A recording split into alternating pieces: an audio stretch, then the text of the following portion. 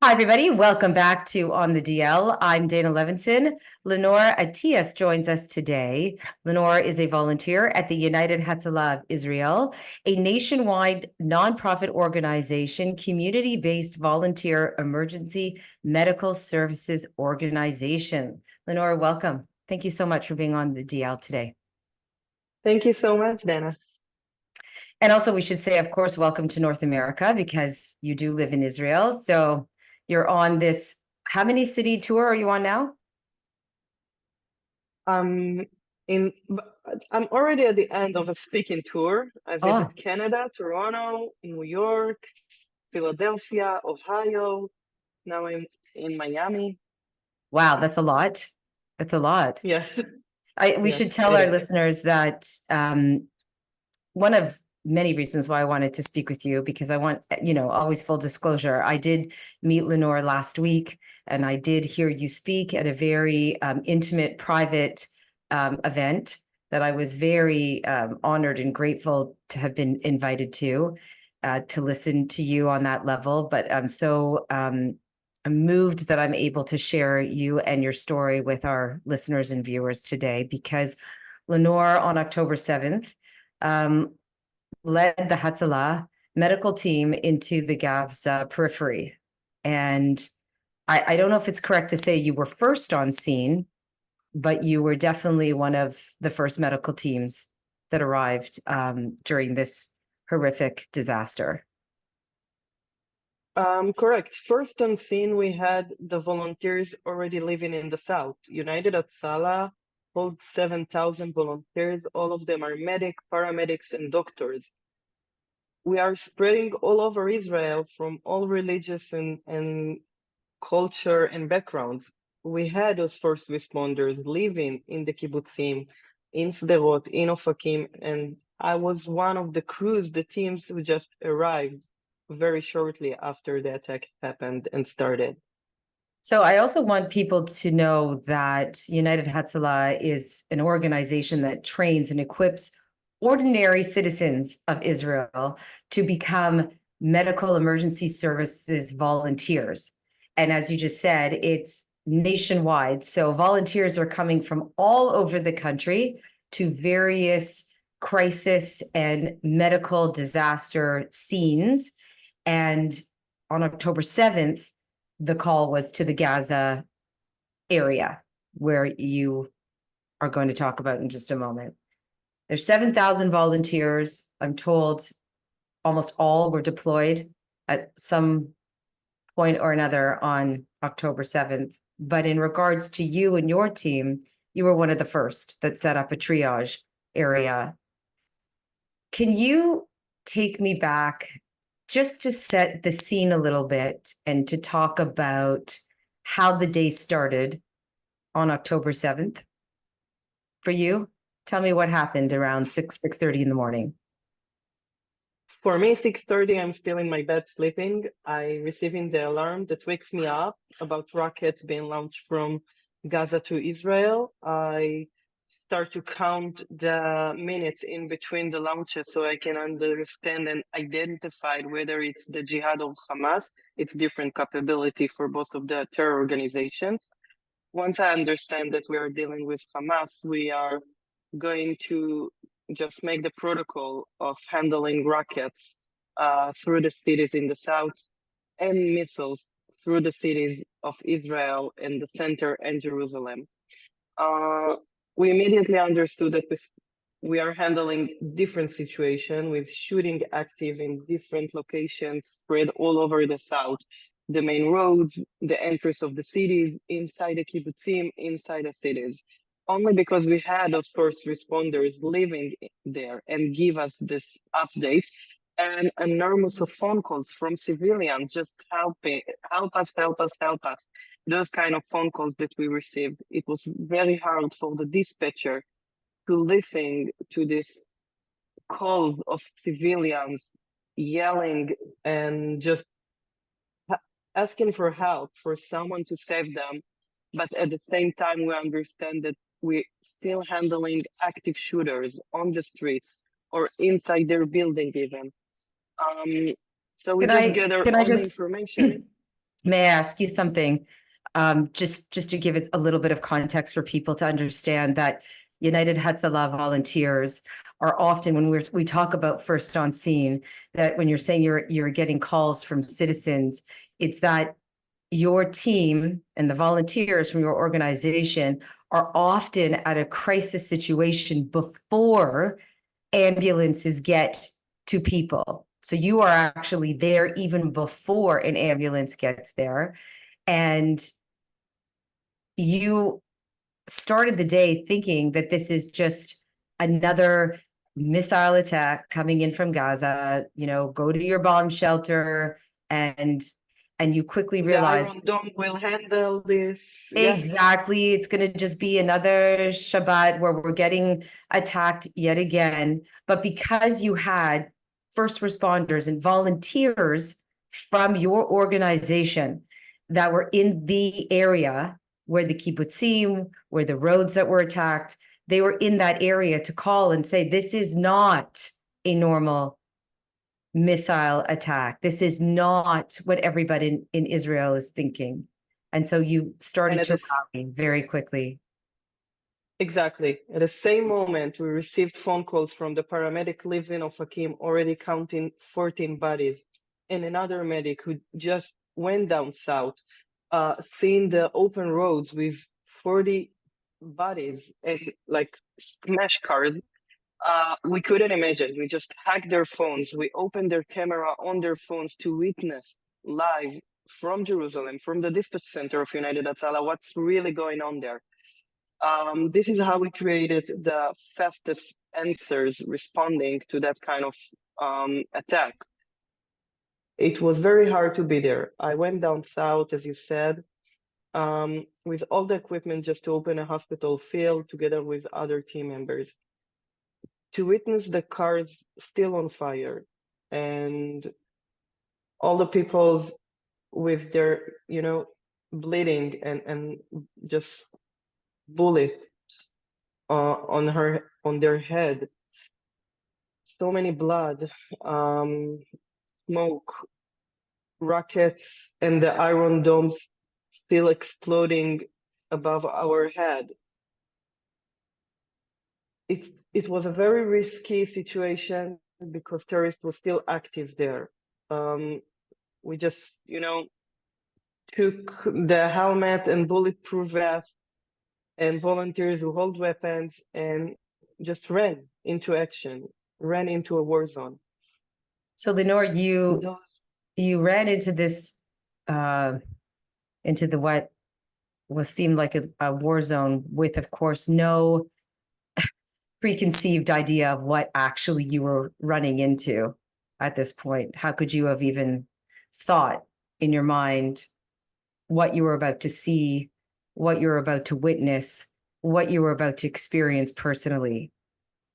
And I heard you say that you very quickly had to become like a robotic soldier, because Yes, what you started to see very quickly were the bullets in people's heads and the cars on fire. And that was on the main road. And that road is this that is the 232? this is the surviving mood that when I just enter this road, this main road, and I witness and I drive zigzag between bodies. And then we started to move the bodies to the side of the roads because I didn't want the IDF tanks to run them over. The IDF tank cannot drive in zigzags, he can drive like straight. And the dignity for the death to bring the family someone to bury it, it was like the moment that I just needed to touch them and move them to the side of the road. And I just closed my feelings, my emotions. I become a robot, a robotic soldier to make fast decisions, to be very efficient. That means that I didn't even, for the whole day, I didn't felt that I need to drink water. I didn't felt tired. I didn't felt hungry. I didn't feel nothing, not even the basic needs for myself. just as a survivor mode. We will never forget, none of us, the volunteers who've been there active, we can never forget the faces of the body with their open eyes and mouth because they screamed while they were, killed. We will never forget the barbarism, the evil that we witnessed. I cannot imagine a human being can be that evil. I cannot explain. We have no words to explain. Not even in my language. I speak Hebrew. Even in Hebrew, which is my native language, I cannot describe. I have no words. It's like I get inside a freaking video game. Something like that. That it's not real. It's a video game. Mhm. The So smell. I was going to ask you about this. So you're on the main. I'm taking everybody through the day, which is you're on the main road, and you've seen already some horrific scenes, and you're trying to move bodies out of the roadway, out of respect of the bodies, and also to make room for the IDF tanks, the Israeli Defense Force, to come in as quickly as possible. And as this is happening, you're realizing that this is a war zone that you have never seen or been at in your life. And you talk about the barbaric acts that you're seeing, what you've witnessed. Before you get to Kibbutz Be'eri, and you tell me what you experienced there, because I know that the horrificness gets worse once you get to Kibbutz. But on this road, as you are coming down this road and realizing as you're moving body after body, what is it that you are thinking at this point? Are you thinking we are in grave danger? There are terrorists down the road from us. What is going through your mind at this point? That we are in great danger, but we had no doubt that if something, God forbidden, will happen to us, we are taking the risk. My mission is to save the life of the others because I lost my uncle in a bombing attack in Jerusalem. And this is why I decided that I'm going to dedicate my life to save others no matter what. I had no doubt. I had no doubt that I'm going to continue taking the risk. I even sent my sister a message that if something, God forbidden, happened to me, I ask her to take care of my beautiful 2 daughters. I'm a single mother. Hmm.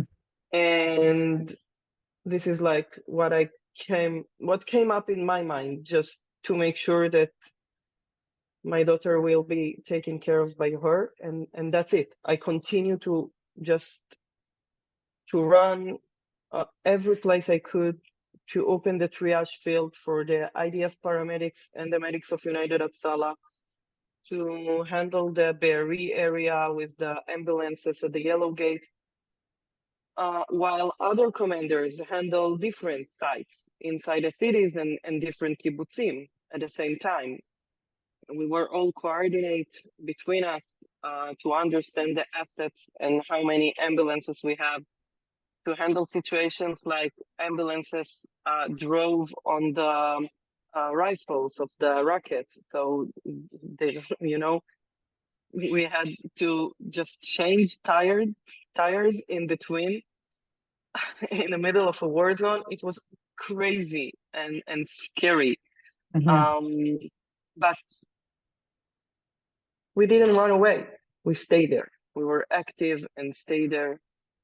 So many volunteers just did their best. So once you got through the main road and you set up the triage area, as you just talked about, then the next phase of the day, which I heard you talk about, is when you entered Kibbutz Be'eri. Yes. This is very emotional. I'm even emotional asking you about this because when I heard you talk about this, I was a little bit ill. And I feel every time these stories are shared, it doesn't get easier. It never gets easier to No. ask questions, and it never gets easier to listen to. but I want to do this because I feel a responsibility being on this side of the world right now, that we need to keep bringing awareness to the truth and what really happened and why Israel is in the situation it is in right now. And so I'm about to ask you some hard questions because I think it's Mhm. important. Thank you, Dana. I agree with you that right now we are handling with two different wars. One war is for the security of Israel, and the second is for the story of Israel. And we need this awareness. We need the support. We need people to understand the truth, what we've been suffering from during October 7 and the days after. The truth must come out. The truth must be told. And thank you, Dana, for doing this. It is it's that two-level war. It's the war on the ground, and it's the PR war that you just said, Yes, the story of Israel. No one's getting it right, and the truth must come exactly, out. It must come. exactly. So you get to the kibbutz, and what is the first thing you see? Houses was still on fire and cars. The smell is horrible. It's toxic because they burn up tires from the cars, from the vehicles. And it's so toxic, also the mattresses and everything inside the house. So you just smell the toxic in the air. The sound is a war zone. That means that rockets and the Iron Dome exploding above your head. RPG missiles, grenades, the whistles of the guns, everything just, everyone just firing all kind of different ammunition at the same time. And it's so close to you that you cannot hear nothing. We just yelled to each other. We just yelled if anyone's found a survivor, we just yelled them. We were on dark. It was the evening when I entered Be'eri, and it was already dark, no electricity, so no light from the roads, only the fire. It You just said there was very, mattresses. Mattresses were on fire? yeah, everything inside the house was on fire. So beds, it's the living room, it's everything, all it's the And carpet. and what was inside the homes? Were there people inside the homes at this point? I mean, obviously, I didn't know who's in the home and who is not. The homes that was still on fire, you cannot just enter and Hmm. approach. So after that, we saw the amount of the bodies, families who were hugging each other and just burned to death. This is the type of the bodies that, afterwards was collected from inside the homes. I didn't saw that because I couldn't enter, but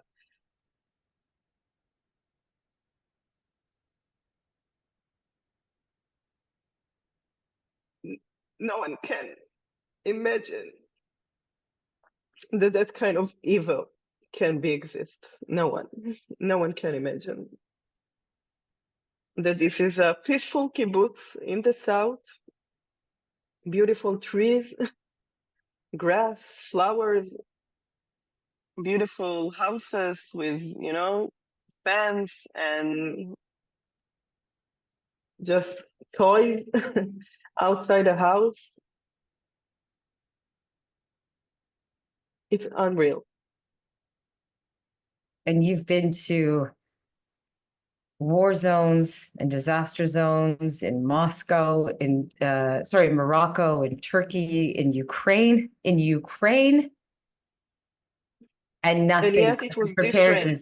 Nothing, Yes. nothing compared to that. It was different. It was very different. They tortured us.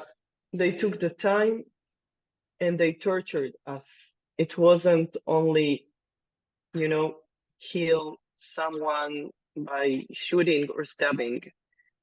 It was torturing while they were still alive and leave them deaf for hours up until they, had their last breathing. And you saw this. You saw the results of This this. is I saw the results of this. That, I see you so many months later, I see the pain in your eyes. It never leaves you. It doesn't leave you. Oh, how can it leave? It doesn't leave any one of us, by the way. At the beginning, we had black spots in the memory. The memory just shut down. And then during nights, you start to receive like memories going back to you and you cannot sleep, flashbacks of lights, of sirens, smells, different smells of blood, of fire, or anything else. If it wasn't the psychotrauma unit of United Hatzalah, amazing volunteers, psychiatrists, psychologists, social workers, who expert in trauma, that United Hatzalah established many, many years ago to support the supporters. And now they are just working around the clock, those amazing heroes and volunteers that hear us, ventilate us, monitored, balance with groups. We have this groups meetings. And when I hear my friend sharing with the group that he cannot kiss his wife for over 6 months because he still have the taste of blood in his mouth, I don't feel lunatic. I totally understand him because sometimes I also suddenly have the taste in my mouth of a blood. When we treated someone bleeding, then his blood sometimes, just smash on your face and you need to wipe it and continue. So the smell is horrible. Those things, for everyone who was there, the civilians who fight, the soldiers, the policemen, the first responders, all the medical teams of United Hatzalah, none of us can just, go through with his life like, okay, it's done, it's over, and that's it, let's continue. All of us need to be treating and to prevent the PTSD. I couldn't speak with you now, Dana. Yes, I'm crying. Yes, I'm hurting. Like, this is so hurt to be and to remember and to. I couldn't do it without the psychotrauma unit treating me. I heard you talk about how you were in IKEA and you thought, okay, Yeah. I'm okay, I'm doing fine, I'm doing fine. It was a couple months after the terrorist attack. You thought, I'm okay, I'm going to be okay. I'm with my daughter, I'm buying her mirror. She wanted her mirror.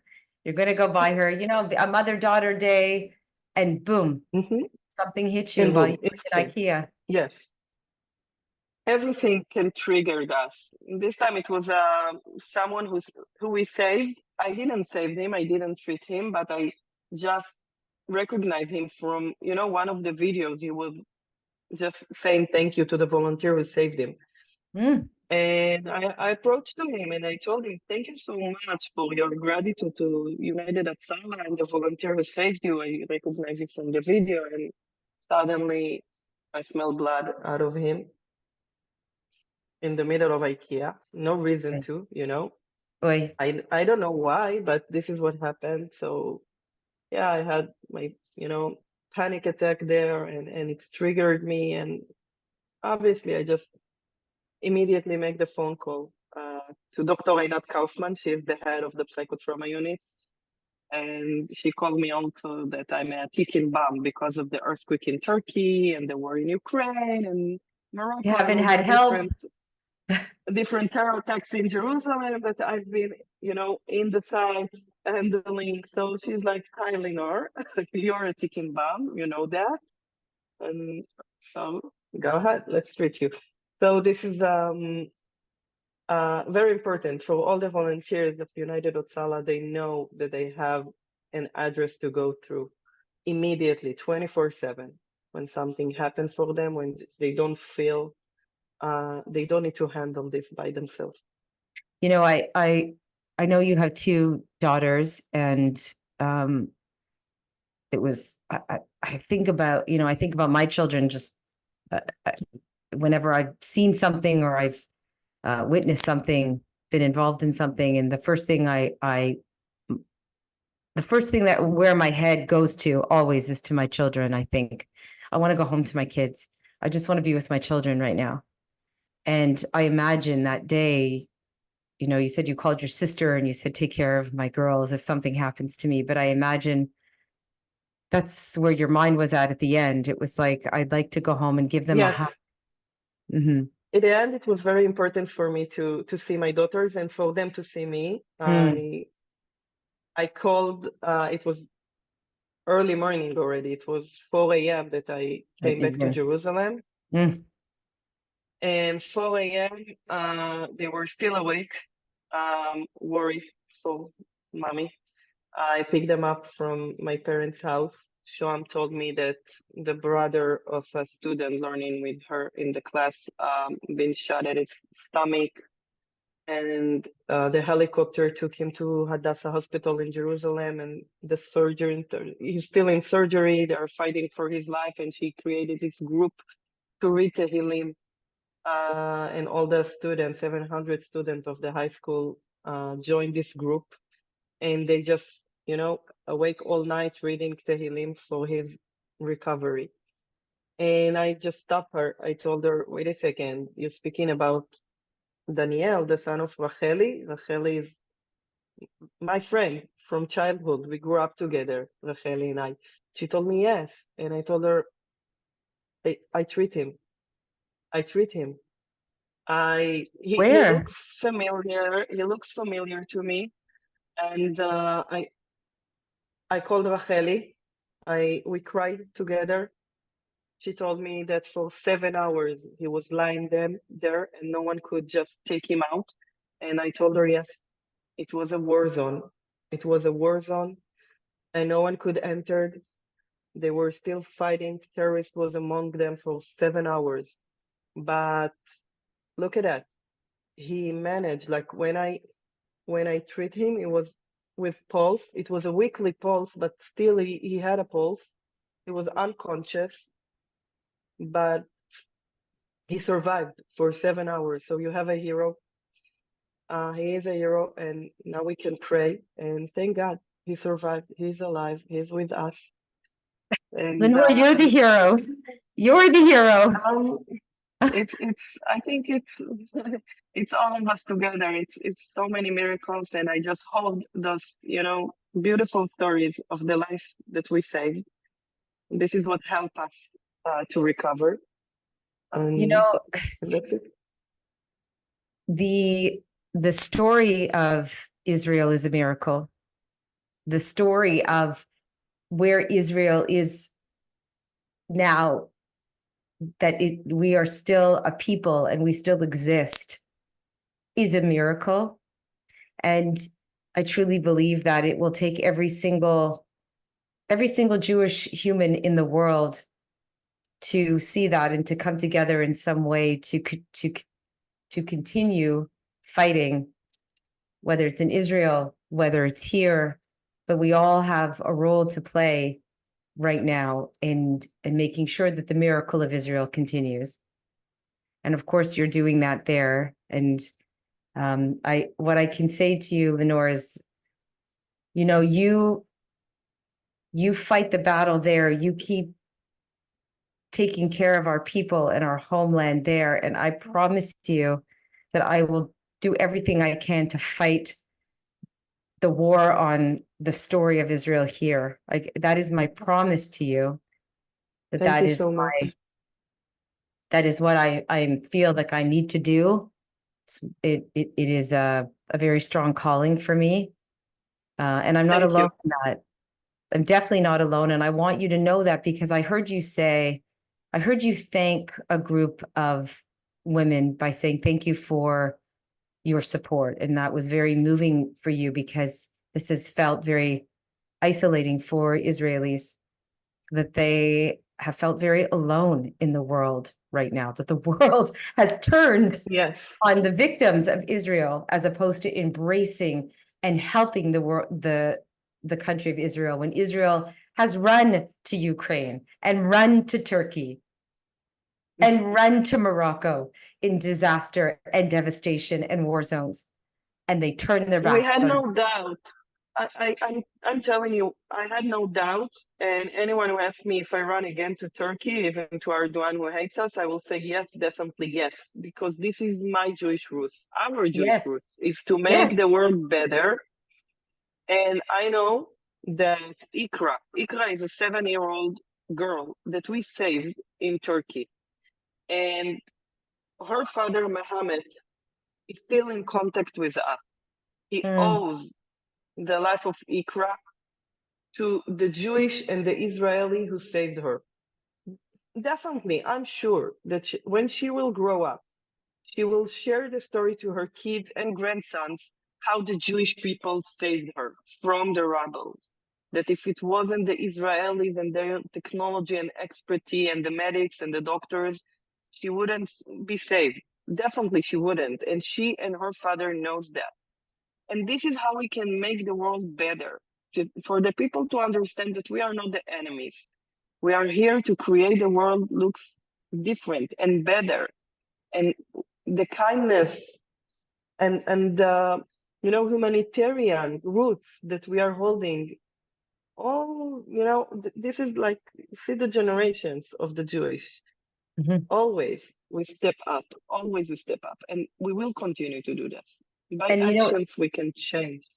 it is I mean, that has been part of this PR disaster and war, is that people just don't understand. They see a prime minister who's a war hawk, and they see Israeli tanks and a strong military, and they think that Israel is the aggressor. And it is so heartbreaking as a Jewish woman to listen to such rhetoric and vitriol. It makes me ill because I know, and our people know, that what you just talked about, what is so deep rooted in Judaism, is it is part of who we are as a people, is trying to make the world better. Always, always. Yes, lie to the nations. Yeah, exactly. And so the only democratic nation in the Middle East gets attacked and continues to be considered the aggressor as opposed to victim. And it's I can't imagine how hurtful it feels to those that are living in Israel. It hurts me, and I don't live there. It hurts me, it pains me terribly. But you have my word. You have my word. I tell my Israeli family and friends every single day, you have my word. I will not stop. I will continue to spread this forever, forever and ever and ever, even as I do have faith Thank that you. things will get better. And I saw when Floyd Mayweather came to Israel. Were you there when he came? Yes, yes, I was there. I What was met that him. like? Oh, you did? I just told him thank you so much for your standing up right at the beginning for the state of Israel. Not afraid. You were not afraid from your customers, businesses, whatever people might say about you. You stood up, and thank you so much for that. Did he say why? Did he say what moved him to come there? He Yes, he said that all he cares about that the world needs to live in peace and happiness, and no one can tolerate the actions of October 7. So this is like the main message from him. What has been some of the response you have received in North America? Everyone support United Hatzalah. Everyone understands the bridge that we are creating because the volunteers are also Muslims and Christians and Jewish going together to save life, together to the same call. Also during October 7, we had Muslims and Jews and Bedouins and Christians came down south or already live in the Bedouin villages in the desert, and they came to assist and save lives. So we see it differently. We are uniting together to save the lives of whoever needs to be saved. So obviously didn't change anything at the culture of the organization. We remained and stayed united. And the support that and all the smiles that I received during this 2 weeks speaking tour is how beautiful it is. How like it's so unique to hear that something else going on in Israel. It is, I love that you just, and thank you for mentioning that it's not just Jewish Israelis that are part of your organization. There's something very special about healthcare that brings people of all races, religions, and walks of life together. And that's what United Hatzalah does. And that's extraordinary. People need to understand that there are Jewish Israelis and Muslim Israelis that live side by side, that work together, live together, go to school together, volunteer together. And your organization is just one example, an incredible example of that. And so what is it that United Hatzalah needs now to continue its work, its extraordinary work in Israel and worldwide? So we are focusing right now to open more training courses. We need more volunteers. We weren't enough because what happened during October 7 was not only at the South, we still had 2,000 emergency calls, medical calls that we are receiving every day on basis. So we, continue answering calls like car accidents and heart attacks and choking babies all over Israel at the same time. We need more volunteers. We know even where, which cities we need them. We're also focusing to receive more support to purchase emergency vehicles. We didn't have enough vehicles to manage the evacuation to the hospitals. We were using the private cars of the volunteers with, injured people inside a private car. And they were driving so fast that sometimes the soldiers thought those are terrorists and they just put a gun through them. It was a miracle that nobody been shot at. So Oh my God. definitely we need emergency vehicles, more emergency vehicles with sirens and everything. And the third thing that we need is to support the psychotrauma unit. Those volunteers, it's their career, it's their parnasa. So if they're just assisting the volunteers of United Hatzalah and not taking anything private in their clinic or taking a day off to treat us, we need to support them right now because it's only fair. So they need to take care of their own family income also. So and it's just a lot. It's thousands of volunteers that they need to treat it. We establish 2 locations at the north when the war in Lebanon will begin. We need to be prepared there with vehicles and emergency equipment and more helmet and more protective gear vests because definitely we're going to use that. So this is what we are focusing right now. This is our main goals.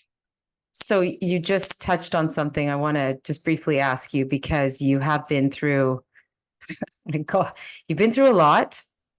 You are getting psychological support and working through what you have experienced. But you are preparing for the next war, which everyone in Israel I have spoken to has said it's not like if, it's just when it's going to start with Hezbollah at the border of Lebanon and Israel. And so how do you emotionally and physically prepare for this, knowing that what's next?